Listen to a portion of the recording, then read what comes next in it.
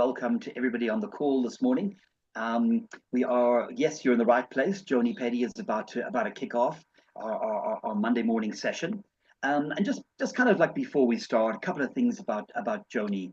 She's definitely an old friend to Unique Speaker Bureau International.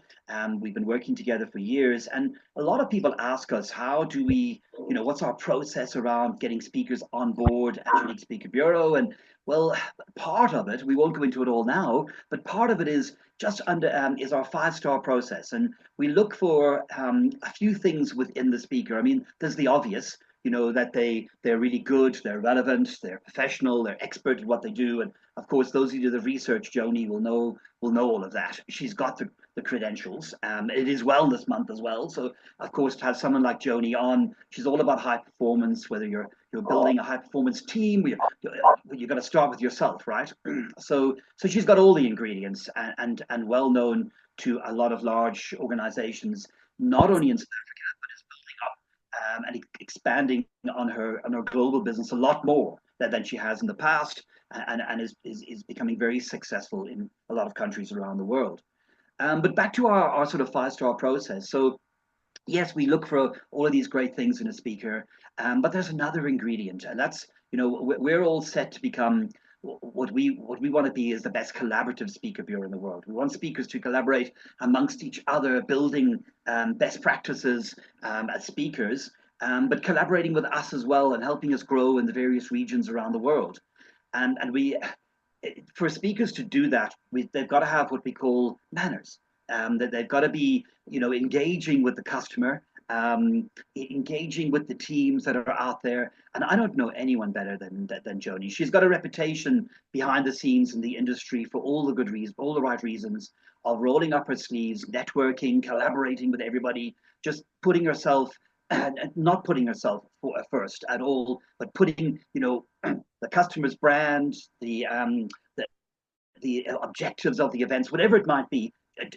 Joni's kind of leading the way that way. So yeah, she very much ticks the box on the 5-star speakers, and manners and respect and for what everybody's trying to do. Well, she's the one fighting for it in the background with everybody else. So a real team player, and great to have you on the call, Joni. Take us away. Thank you so much, Paul, and so lovely to see wonderful people on the call this morning. And Ola, thank you for your congratulations. I am on a high. It's Monday morning. And I won the Speaker Hall of Fame on Saturday night.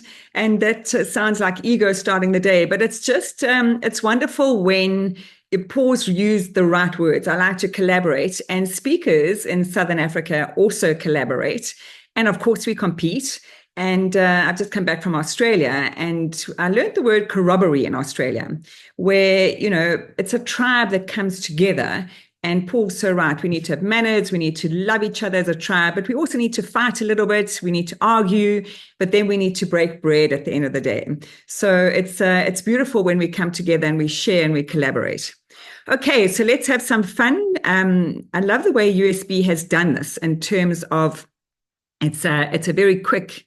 Tell me if you can see my slides. Can you? Slideshow from current. Yes, Paul is going up. I love this. It's going to be 20 minutes power, and then a few minutes of asking questions. So it's really interesting to see what's happening globally. And I have been trotting the globe this year, which has been great fun. And maybe on that note, if any of you would like to see a white paper that I've written on leadership and the leadership imperative, this is what it is. And I think Kathy is the best person to go to, and Kathy will send it out to you. So much of what I've said here is internationally researched, come together, and of course, very relevant for Southern Africa. So we're living in the era of AI, everybody, and it's quite scary. The global political situation, Trump is sneezing, we're all catching a cold. And it's really, if we start to look at the way we self-lead in our various businesses, and of course, the way we lead our lives, AI is affecting everything. So this very morning, I like to do research, and this came out this morning from Dr. Peter Diamandis, who is the co-founder of Singularity University. And Singularity University is all about how do you leverage technologies to address humanity's greatest challenges. Now, I'm a human behaviorist, behaviorist. So I love to see what is happening in this field. So I thought I would start. It's Monday morning. Let's start at home. Let's not start in our businesses. This is my nuclear family. It's my two grandchildren, my two children. If you see my children, do not tell them, Ursula, that they were on screen on Monday morning not looking their best, because I will get into great trouble as a parent, but I'm always in great trouble as a parent. But Peter Diamandis has said that we've really got to start at home with this AI revolution, because the stats are alarming. So fraud involving deep fakes has surged, wait for it, by 3,000%. It's really scary. So those projected losses globally will amount to $40 billion by 2027. Why is this relevant to you and I? Why is it relevant to our families? Is there will be financial fraud, of course. And we need to start to think about in our families, have you done this? If you only take away one thing from me today and for your family, I'm cool with that, is have you set up with your family a secret verification code? So it's a password. Because of AI voice deep fakes, you could get a phone call from your son, from your daughter, from your mom, dad, sister, brother, to say, XYZ has been kidnapped and we need, 100,000 Rand in our bank account or R1 million in our bank account. So please set up a secret verification code with your family. You think it's never going to happen to me. How many of you have had banking fraud? I have, okay? Please have that little code with your family. So that's your first takeaway from today. The second is I always like to look at things in balance. Maybe you can use AI for some good. I'm going to Durban on Wednesday, actually, to do some work in that beautiful city. And I'll be visiting my late husband's father, who is 95. And I'm going to take a whole video of him. Why? Because really, if you start to use AI and you take videos of your parents, your grandparents, whoever, then you can start to use AI and actually, take some of that video footage and show your children, your great-grandchildren. So capture your close people on video is a good side. Get that verification code so that you've all got a secret code in your family, because there are fraudsters out there. Right. So what is happening in the market? What's the biggest threat to leadership performance? So as Paul said, I focus on leaders and teams. So there's a huge threat out there. I'm going to one of the big banks straight after this, and that can't be seen on the balance sheet. What do you think that is? Quickly in the chat box. Let's see if anyone's quick to finger. Maybe I should give out some prizes. Let's see. Anyone? Burnout, Ursula, yes. Ola, staff retention, a big one. Yep. Anybody else? Staff retention is a big one, because the younger generation are going like, do I want to work for this organization? Where else do I want to work? What's going to give me some hybrid life and quality of life? We are starting to see that there's a huge amount happening in organizations that is affecting their balance sheet. So there's the leadership burnout that Ursula spoke about. Certainly it's employee disengagement that Ola spoke about, or jumping ship, cybersecurity, flattening structures, credibility gaps in senior leadership, a weak leadership pipeline. So I'm starting to see that in some organizations locally and globally, as they don't have people to take over. And AI mismanagement. People should be scared about what AI is doing and how it can affect their businesses. So the three silent killers, I think, in business today are stress, overwhelm, and fatigue. All of these tabs are open in your brain. And I look at well-being in terms of mental well-being, emotional well-being, physical well-being, and sense of purpose well-being. So I like to look at 4 sturdy legs to a table: mental, emotional, physical, and sense of purpose. You really can't have a sturdy table without 4 legs. So the stress, overwhelm, and fatigue really straddles, obviously, the mental and the emotional. And what I'm seeing in leadership locally and globally is that stress and overwhelm and fatigue is leading to a can't do. And having just spent 3 weeks in Australia, I thought, surely it's not going to be the same in Australia. They've got things figured out there, but they are terrified, so now they don't have America really as an ally with the tariffs. They've got Chinese boats, going around their big island, and they are really stressed, incredibly stressed. And there's quite a lot of, dead cockroach can't do. So I think we need to look at leadership in teams. How can we move from mind SH1T to mind shift? So the game of life is played in the 6 inches or 20 centimeters between your ears. What can we do? And the what can we do is really, I like to link to the Ferrari. This is the F80 Ferrari. And if you've got, a couple of $1 million, about $3 million, you could buy one. No, you can't. You can't, because the 799 Ferraris, this particular model that they made, you cannot buy. But what I do think we need to use this metaphor in business is how can we develop can-do warriors in business? So arriving on a Monday morning, how can we have that can-do mindset as opposed to the stress, overwhelm, fatigue? I've had a hard weekend. I need to kind of ease into my Monday. No, we want people firing on all cylinders as they arrive, because we need the agility and the speed to get around the twists and turns of what business is dishing up for us. Now, when I came up with this concept, actually, it wasn't kind of like, let me sit down and percolate a concept. I just started doing this research in about October last year, and it really just came to me because of the research that I did and because of the organizations that I work with. And then someone said, Joni, your can-do warriors like little Emlyn is very, very similar to the dancing horse of the Ferrari. I said, yes, that's cool bananas. So I really liked that, and I started playing around with this Ferrari. And here's a little fact. 40% of these Ferraris are sold to people under the age of 40. Isn't that a bit scary? So the younger are getting richer. And we even know that the Pope was given a Ferrari. So we've got to have a look at what are we doing to make sure that we maximize and level up in the speed in our life, even if you're not after big money to get this kind of car. How can you be a can-do warrior? So it's really around mindset trumps skill set.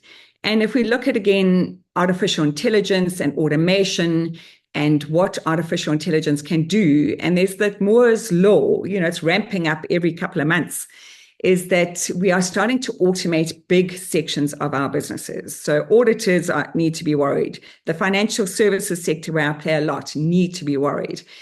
We really are going to have people who are comfortable to take risks, to automate their business with a lot of cybersecurity around that, and then employ, and to Ola's point about retention, employ and retain the right people with the right mindset.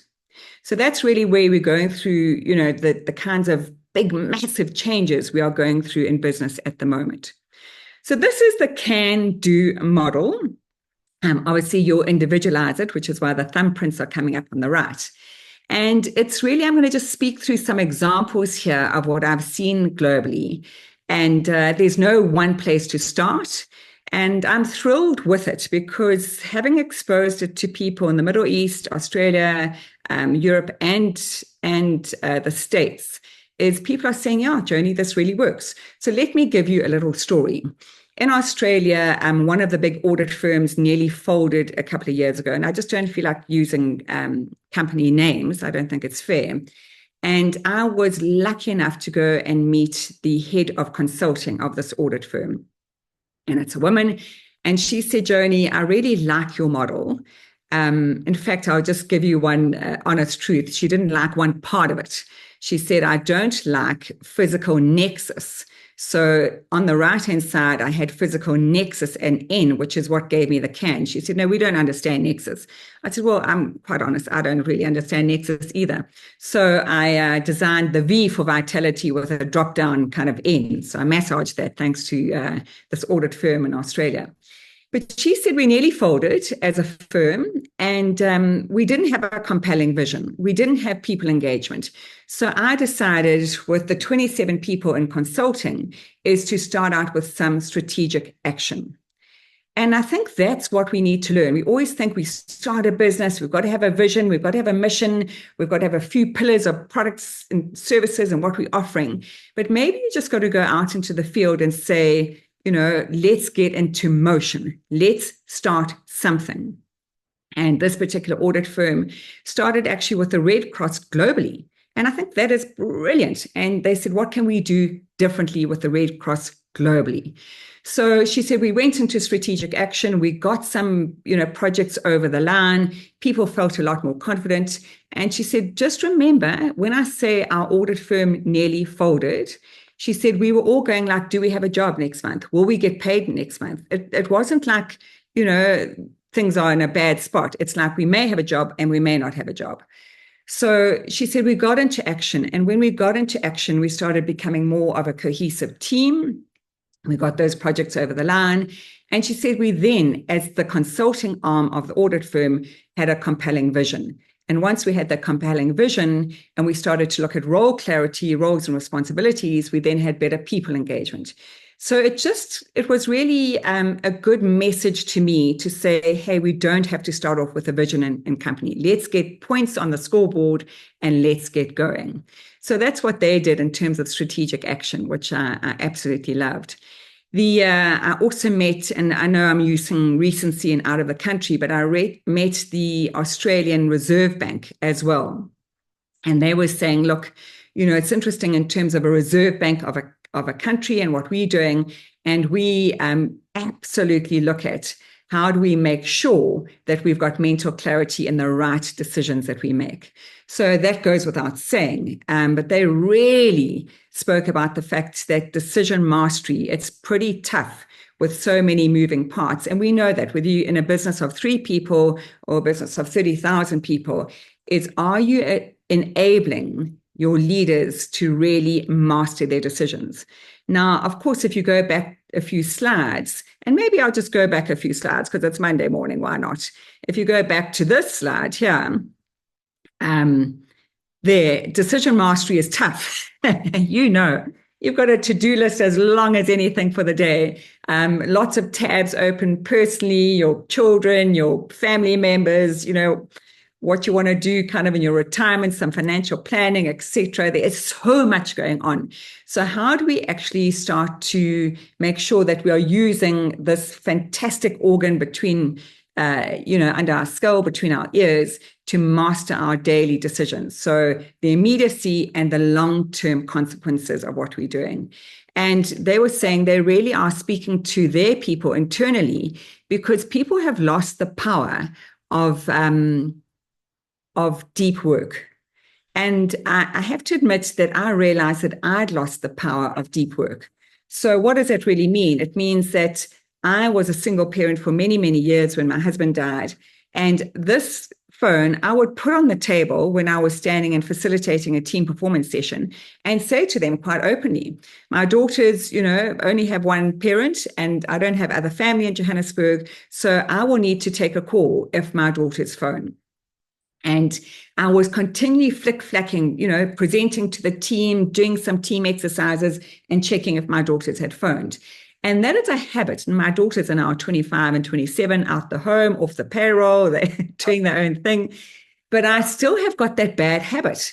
And that Reserve Bank of Australia meeting, I actually thought I need to retrain my brain. I really need to have times where this is off. So I started researching some work from Professor Andrew Huberman, and I now have one deep work session a day. And you might say, gee, Joni, you don't set the bar very high. No, one deep work session per day of 90 minutes, where I don't take calls, I don't look at emails, I completely get into deep work. And that's doable. If you think, you're going to set aside and maybe speak to your colleagues about that. I'm going to set aside this 90 minutes. So I'm going to get in, I'm going to have my first cup of caffeine, I'm going to greet everybody, blah, blah, blah. But between 9 and 10:30, I'm going to have a deep work session. Please do not get hold of me. So deep work is really, really important. And if you start to focus on your mental clarity, you will get more done during the day. So that is really on the mental clarity side. The physical vitality side is the stress resilience.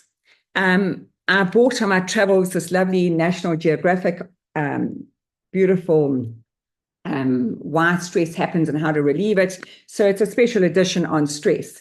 And I'm fascinated by stress, and we should all embrace stress. So stress is not the enemy, but you need to have stress resilience.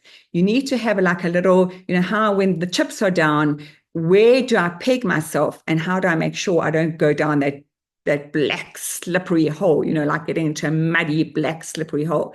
How do I peg myself so that I don't slip down? And I know that I have ways of doing that. I can set boundaries. I can say no to people. Kim and Kathy and I were chatting this morning about late nights and sleep. It's one of the, you can see behind me here, one of the topics that I speak about. And I have international visitors staying with me at the moment. And I went to bed last night at 8:30, left them drinking red wine. And I said, look, I've got a big day tomorrow. You can drink as much of red wine as you like, but I'm going to bed.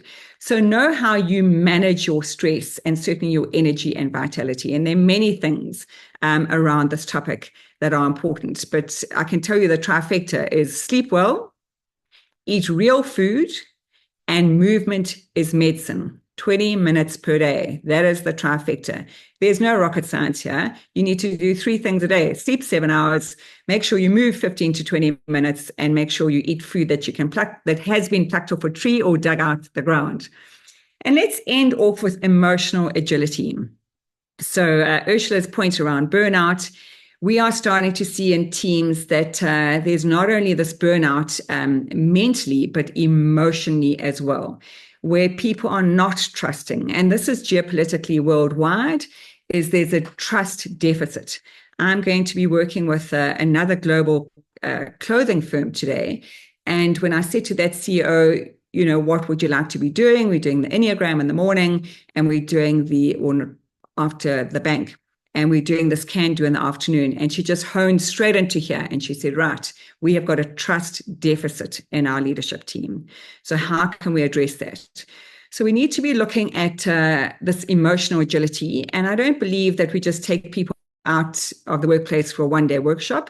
We now are looking at how can we use tech-enabled emotional intelligence offerings where people, instead of going to the gym, once a year, they use a tech-enabled resource and they do their biceps 10 minutes a day, 3 times a week. So I'm really excited about enabling leadership in terms of their emotional wisdom on this perspective of the can-do model.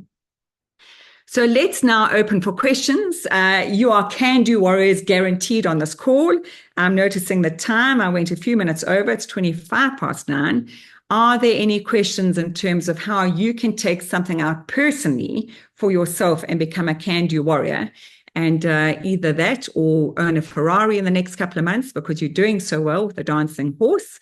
What questions do we have? I'll look in the chat box in case there are any there. Joni, while you're doing that, you didn't really go over, actually. It was more that we got off to like a sort of a 5-minute late start. So you were spot on. So there will be questions, and obviously if anybody wants to put their hand up or unmute, and please ask. But Joni, let me just ask you that there's a few sort of event managers on the call, or that they're putting together agendas that they've got a fairly good idea of what the pain points are in the business, and they're trying to match the speakers accordingly. Are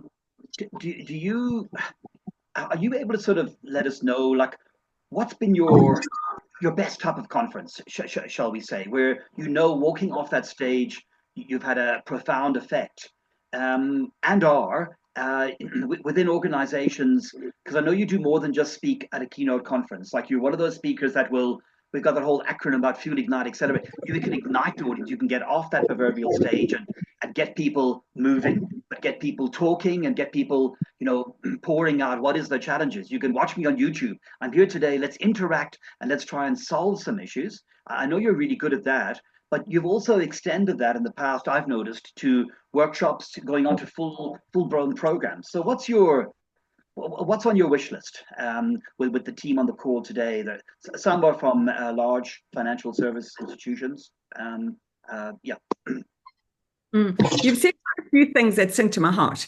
So this weekend we were at a convention, and the segment that I did was mastering your energy, because actually, the fatigue is real. So how do we master that energy? And Paul, at conventions or conferences, whether it's one company or, a massive conference with loads of companies, is, I think, gone are the days of a keynote speaker just speaking and people sitting like sitting ducks and trying to listen. We really need to get people engaged. The attention span and the distractions, people just cannot listen for more than 5 minutes. It's what we're seeing. So from stage, and I did it this weekend, is I will give a bit of information and then I'll go, okay, internalize that. What does that mean for you? So as a behaviorist, what really makes me happy is that people walk out and they'll say, hey, Joni, I'm changing this behavior. So I saw that you wrote in the chat box, you're going to change your behavior, Paul, and do 90 minutes of deep work. The other thing is that there's often wisdom in the room. So again, this weekend I did it, is I gave them some information. They did something on their own. And then I got them at a table to discuss, actually it was energy, immune system. How do you boost your immune system? And how do you boost your memory? So it's, this speakers all knowing, all doing, the guru is, that's no longer applicable. It's actually getting people to chat around their tables. You did that very well at the USB showcase in January. You got a lot of table talk going. And I think that's why it was probably it was the best showcase that I've been to. I loved it. So that's what I like to see at conventions and conferences, is give some snippet of information and let them internalize it.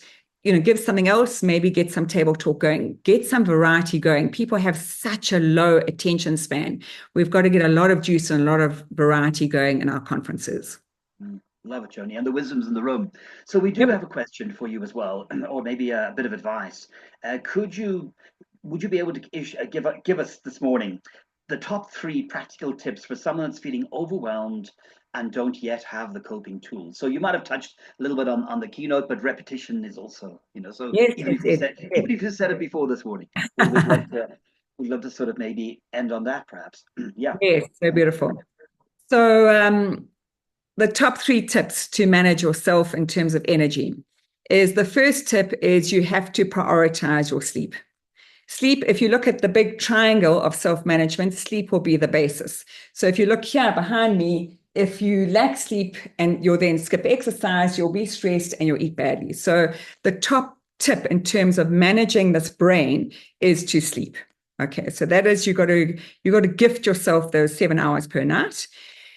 In terms of managing your day, is the brain is not designed to work, 8, 9, 10 hours solidly. You have got to break up your day.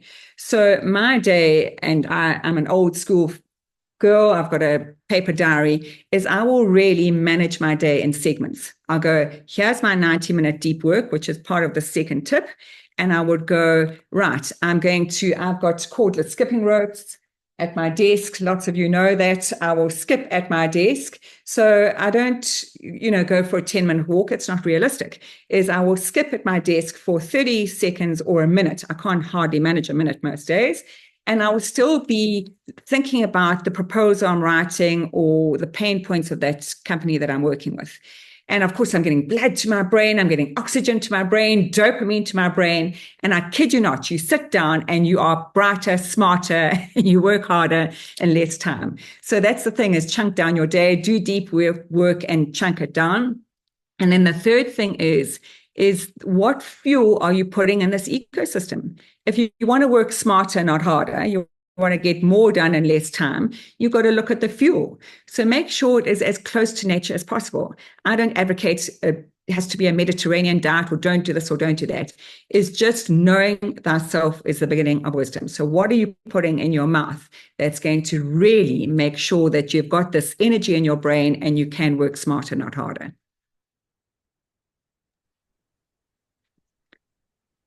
Are there any other questions? Those are my top 3 practical tips so that you don't feel overwhelmed. You'll never feel overwhelmed if you're full of energy. You'll never feel overwhelmed if you're full of energy. Energy is the currency that you need to run yourself, to run your family, to run your business, is energy. And I have banned in my own brain, my own self-talk, Joni, I'm tired, I'm too hectic, I'm too stressed. Change your words to change your world, and make sure you do a couple of practical things, short, easy, don't make it difficult, for yourself on a daily basis to boost your energy. So, our minds are our greatest assets, but we are also seeing globally the exponential increase in Alzheimer's, dementia, Parkinson's, and cancer. And that's because we're not managing the trifecta of eat, move, sleep, and obviously how we work during our workday. It's not only what you do, it's how you work in those segments. Thanks so much, Joni. That was really insightful. Mindset, I think, is so important to a business and personal point of view. The can-do model is something companies really should adopt, so that everyone can have a good mindset. I'd like to thank everybody for coming out, for taking time out of their day to see Joni.